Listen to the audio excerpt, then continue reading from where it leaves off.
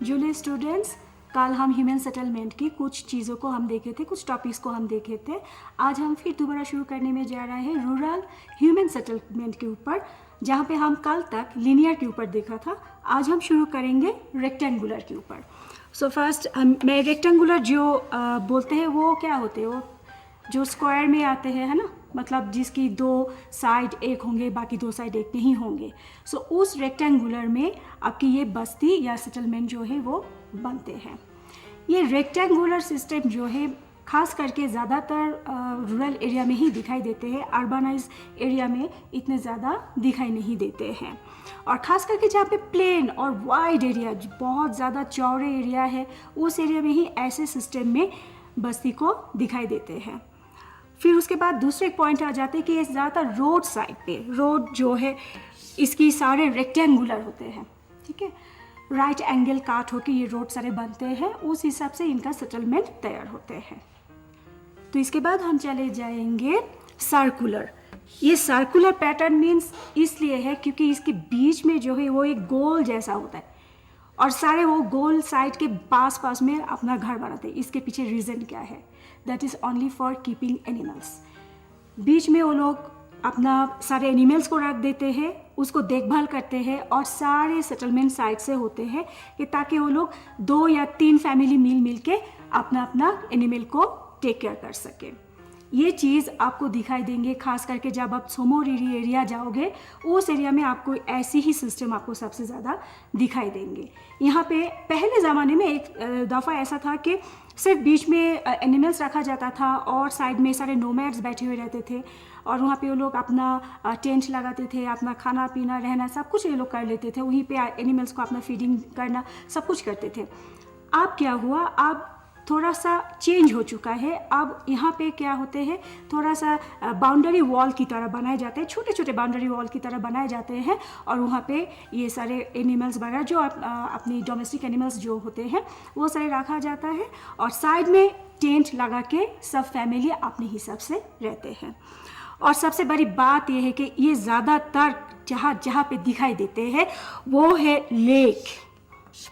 Lake area जो है, खास करके जैसे मैंने अभी आपको बताया सोमोरिरी लेक के बारे में, सेम एज अगर आप पेंगोंग एरिया में भी आप जाओगे, उस एरिया में भी आपको बहुत थोड़ा सा दूर दूर में आपको दिखाई देंगे, ऐसे छोटे छोटे एरिया में बनाए जाते हैं।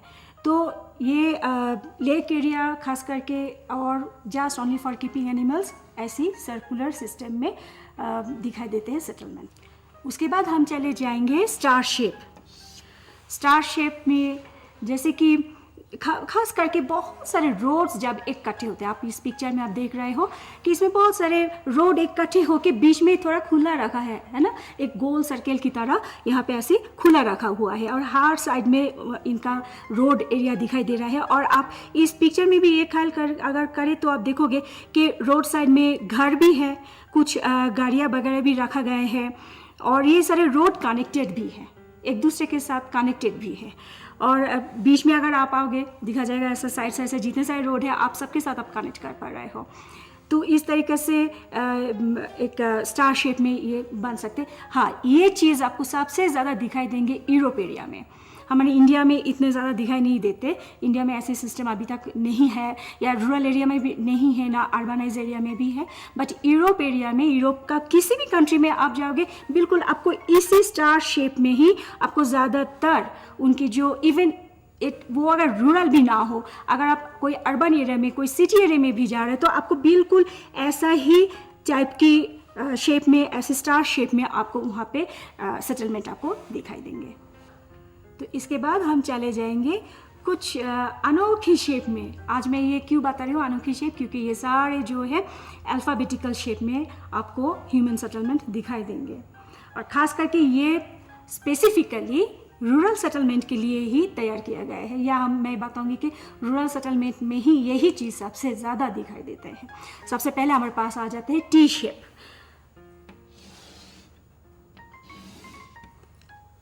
एरिया। टी शेप एरिया आज हम क्यों बता रहे हैं, देखो देखने में टी जैसा है, ये सारे रोड होते हैं, ये सारे जो है रोड होते हैं और यहाँ से भी बस्ती शुरू, सारे रोडों किनारों में ऐसी बस्ती शुरू। So that's why it's called T-shape area. ऐसे बहुत सारे सेटलमेंट आपको दिखाई देंगे अगर आप थोड़ा सा ख्याल करें अपने अपनी जगह पे, क्योंकि मैंने लद्दाख में जब टांगसे में मैंने ऐसी एक बिल्कुल सेम एक टी शेप एरिया मैंने देखा है, जहाँ पे इस एरिया से सीधे चले जाते हैं शाचुकुल एरिया में और यहाँ से वो सीधे नीचे की तरफ दुबुक एरिया में आ जाते हैं। ऐसे बिल्कुल एक शेप मैंने वहीं पे मैंने देखा था। सेम एज अगर आप अपने गांव में भी जाए तो आपको भी बिल्कुल ऐसा ही एक चेहरा आपको दिखाई देंगे। हालांकि हम जब रास्ते में चलते हैं हम ये ख्याल नहीं करते कि ये टी शेप है कि वाई शेप है कि कौन सा शेप है।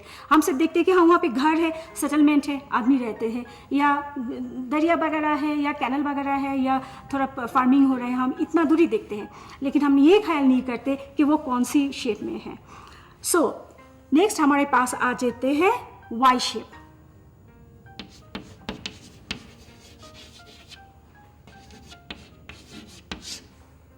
वाई शेप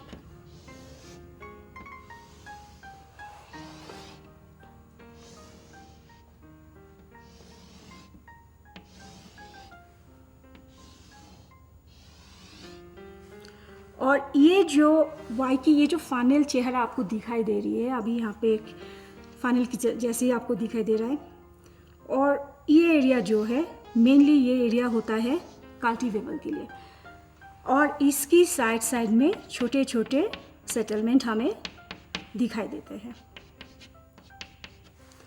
और ये आपकी रोड चले जाते हैं, यहाँ से ये सारे जो है ये आपकी रोड एरिया है, और ये रोड के साइड में आपको फिर छोटे छोटे सेटलमेंट आपको दिखाई देंगे।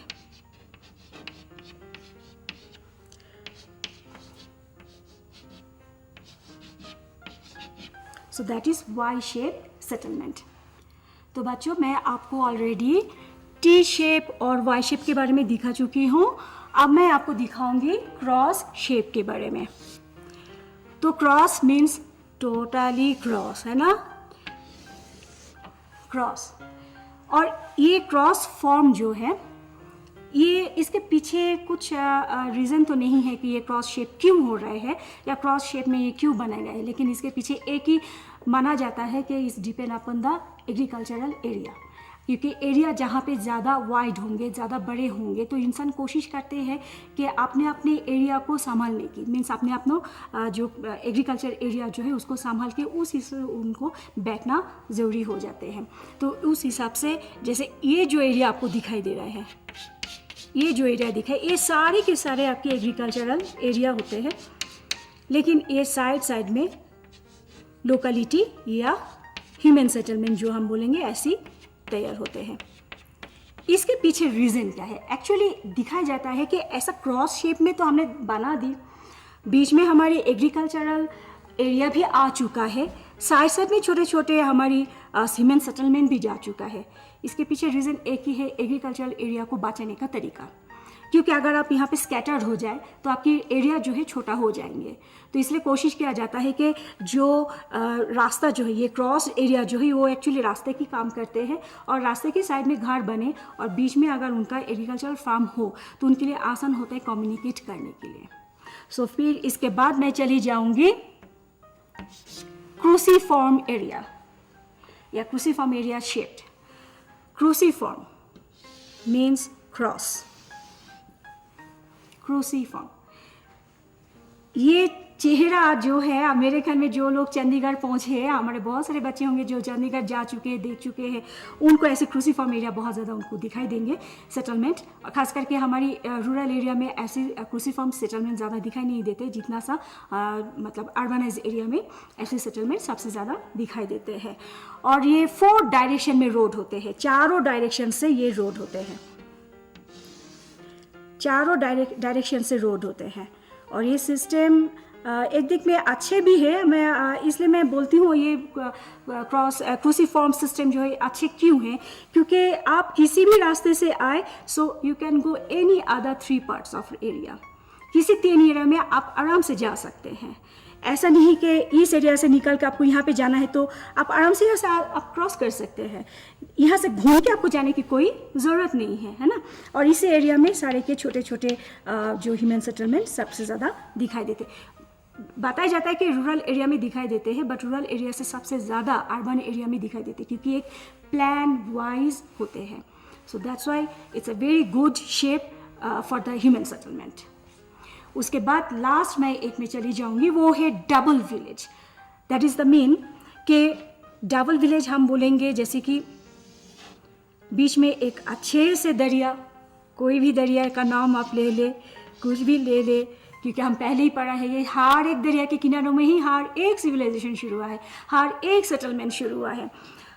डबल विलेज, यहाँ पे भी आपका एक गांव है, यहाँ पे भी आपकी गांव है, और ये दोनों connected by maybe bridge, maybe ferry. Ferry का नाम शायद आपने सुना होगा कि नहीं होगा, मुझे मालूम नहीं है, बट फेरी होता है ऐसी एक लॉन्च की तरह होते हैं जहाँ पे आप गाड़ी चला सकते हो, बस चला सकते हो, बाइक चला सकते हो, आदमी भी वो उठाते हैं और वो एक जगह से दूसरे जगह पे वो पार कर देते हैं. ये सिस्टम है डबल विलेज की. जैसे कि आपको थोड़ा सा शायद कंफ्यूज आप हो सकते हो इसमें, लेकिन मैं लद्दाख की सेटलमेंट के हिसाब से मैं बताऊंगी. सेम डबल विलेज हमारे पास है. हम एक गांव बोलते हैं जैसे कि खालसे गांव. खालसे गांव दो हिस्सों में डिवाइड है, एक को फारका कहा जाता है, एक खालसे गांव खुद कहा जाता है. फारका और खालसे गांव के बीच में क्या फ़र्क है? फ़र्क एक ही है, उसके बीच में एक डोप्पो बोल के एक है जहाँ से पानी आते हैं. तो वो क्या किया, फारका को अलग कर दिए और खालसे गांव को अलग कर दिए, but both are in a same village, है ना, एक ही विलेज में ही है. दोनों का ही नाम है खलसे. फारका को अलग से कोई नाम दिया नहीं गए है, उसका नाम भी खलसे ही है, बट इट्स नेम एज फारका. क्यों नहीं? बीच में क्या है, एक डोपो है जहाँ से पानी जाते हैं, उसको वहाँ पे ब्रिज बनाए गए हैं दोनों को कनेक्टेड करने के लिए, दोनों जगह को कनेक्टेड करने के लिए. तो सेम सिस्टम हमारी लद्दाख में भी है. इवन अगर आप यही सिस्टम आप कोई भी रूरल एरिया में जाए, खास करके अगर आप साउथ इंडिया में पहुँचे, आपको ये सेम सिस्टम आपको दिखाई देंगे कि ब्रिज के साथ कनेक्टेड है, या उनके पास किश्ती होते हैं, या फेरी होते हैं जहाँ पे वो लोग सामान उठाते हैं, या कोई भी व्हीकल्स उठाते हैं, आदमी उठाते, पैसेंजर्स सारे उठाते हैं, और एक तरफ से दूसरा जैसे उसको पार किया जाता है. सेम सिस्टम हर एक यूरोपियन कंट्रीज़ में है. आप एशिया तो है ही है, अगर बाकी भी कोई भी आप कॉन्टिनेंट्स में पहुँचे, सेम सिस्टम आपको दिखाई देंगे. हालांकि दोनों जगहों का नाम सेम है, एक ही गांव के नाम होंगे, जस्ट बीच में एक दरिया हो सकते हैं जिसकी वजह से क्रॉस करने के लिए उनको ये सिस्टम तैयार किया गया है. सो इसको हम डबल विलेज नाम पे हम, या डबल विलेज शेप के नाम पे जाना जाते हैं. अब हम देखेंगे रूरल सेटलमेंट की कुछ प्रॉब्लम्स को, जो नॉर्मली ऐसा होता है कि रूरल सेटलमेंट तो कहीं भी तैयार हो जाते हैं, कहीं भी आप कुछ भी आपको मिल जाते हैं, कुछ आप बैठ जाते हैं, आपका हाँ थोड़ा बहुत फैसिलिटीज़ हो गए, मिल गए, आप वहाँ पे सेटलमेंट तैयार कर लिए हैं. लेकिन उसके बावजूद भी कुछ एमिनिटीज़, बेसिक कुछ एमिनिटीज़ होते हैं जो फुलफ़िल होना बहुत ज़्यादा ज़रूरी होते हैं. सबसे पहले मैं आ जाऊँगी पोर इंफ्रास्ट्रक्चर पे.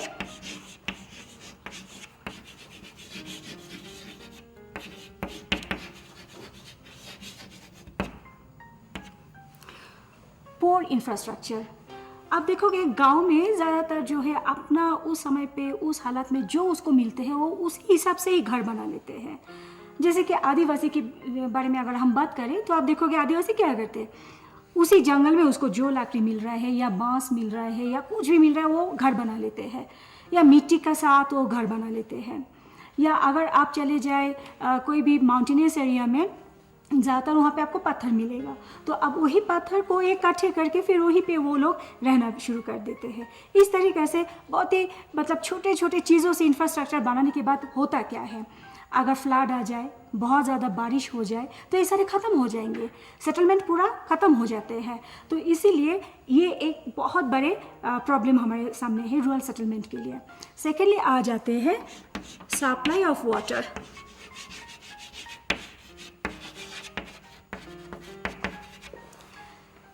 वाटर तो अब इसलिए आपके पास है, आप बोल रहे हो हाँ वहाँ पे हमारे पास पानी था तो हमने सेटलमेंट बना लिया, लेकिन आपने ये ख्याल कभी किया है कि सिर्फ पानी मिलने से ही नहीं होता है, पीने का पानी आपको ज़रूरत होते हैं. जहाँ दूर दूर में एग्रीकल्चरल फार्म आपने रखा है, उस फार्म तक कैनल बनाने की ज़रूरत है, उस फार्म तक पानी लेने की ज़रूरत है, लेकिन हम ये ख्याल नहीं करते। हम सोचते हैं हाँ हमें साइड में थोड़ा सा पानी का सप्लाई है, हम वहाँ पे ही सेटलमेंट बना लेते हैं। इसकी वजह से एक सबसे बड़े जो प्रॉब्लम हमारे सामने आ जाते हैं, पीने का पानी का सबसे बड़ा प्रॉब्लम हमारे पास आते हैं, जिसकी वजह से क्या होता है कि अलग अलग टाइप की वाटर बॉर्न जो डिजीज़ जो है वो हमें होते हैं। तो इसीलिए ये पानी का सप्लाई ऑब्वियसली आपको चाहिए, अवेलेबिलिटी है, लेकिन उसकी जो चैनल जो तैयार करना है, अलग अलग चैनल तैयार करके उसको ठीक सही जगह पे पहुंचाना जो है वो नहीं अगर हुआ तो वो रूरल सेटलमेंट के लिए बहुत बड़े एक खतरा बन सकते हैं। और एक बात है, हम ज़्यादातर क्या करते हैं, हमारे सारे के सारे गार्बेज जो है वो हम सब कहाँ फेंक देते हैं, वही दरिया के किनारों में फेंक देते हैं। हम सोचते हैं कि हाँ दरिया है, किनारे में फेंको, वो पानी के साथ बह जाएगा, लेकिन आपने कभी ख्याल किया वो पानी को कितना पॉल्यूट कर रहे हैं? ये हमें ख्याल रखना है। तो ये वाटर सप्लाई जो भी हमारे पास है उसको सही तरीके से अगर आप तैयार नहीं कर सके तो ये रूरल सेटलमेंट के लिए बहुत बड़ा खतरा बन सकते हैं। थर्डली हमारे पास आ जाते हैं टॉयलेट। बहुत ज़्यादा रूरल एरिया में तो हमें यही दिखाई दिया कि टॉयलेट ही नहीं है, जो सबसे ज़्यादा ज़रूरी है।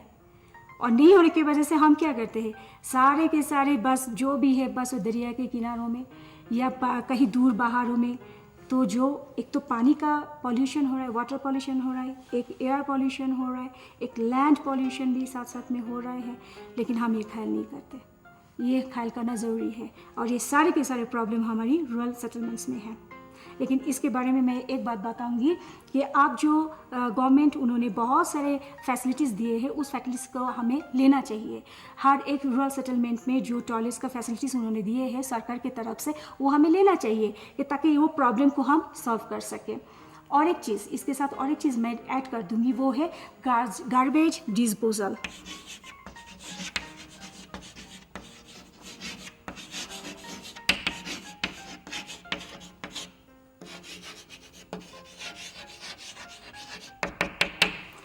और एक मैं ऐड करूंगी इसी के साथ ही, वो है गार्बेज डिस्पोजल फैसिलिटीज़। जैसे मैंने अब भी बताया कि पहले वाले जो मैंने बताया था कि सप्लाई ऑफ वाटर में हमारे पास वाटर है, सप्लाई है, लेकिन हम उसको पॉल्यूट कर रहे हैं। तो अगर हमारे पास एक फैसिलिटीज़ आए कि जहाँ पे हम गार्बेज को भी क्या कर सके, डिस्पोजल कर सके, और साथ साथ में ये जो टॉयलेट का सिस्टम जो है उसको भी अगर हम सही सलामत में सही तरीके से अगर हम बनाए तो ऑब्वियसली हमारी हेल्थ से लेके हर चीज़ों में हम आगे बढ़ सकते हैं। उसके बाद मैं चली जाऊंगी कुछ फैमिलियर थिंग्स में, जैसे road.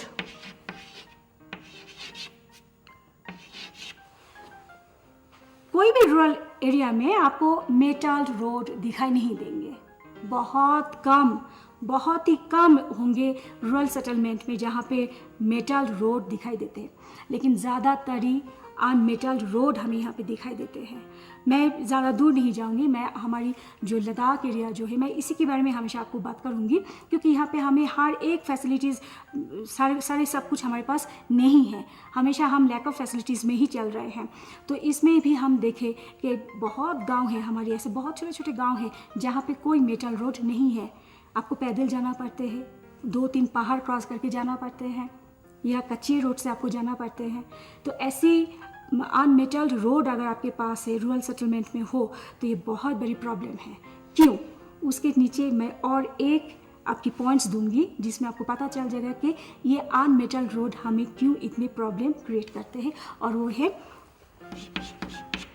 Lack of modern communication.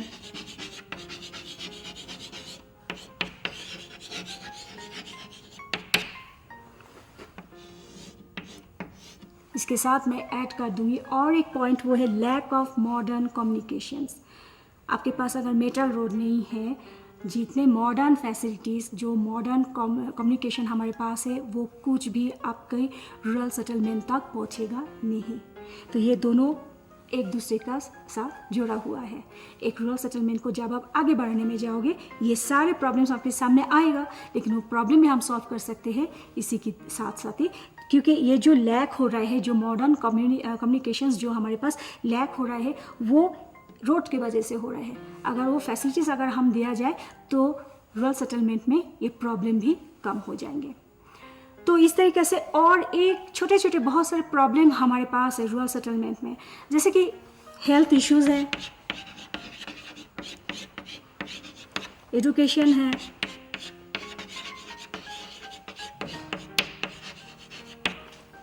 और कैनल इरिगेशन।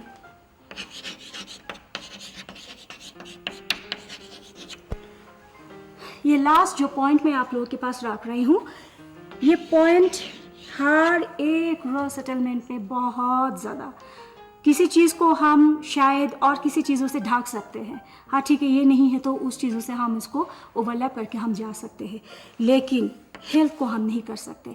अगर वहाँ पे कोई अच्छे फैसिलिटीज़ ना हो, कोई अच्छे हॉस्पिटल्स ना हो, विथ वेल इक्विप्ड हॉस्पिटल अगर रूरल सेटलमेंट में नहीं हो, तो ये प्रॉब्लम हमारे सामने ज़रूर आएगा।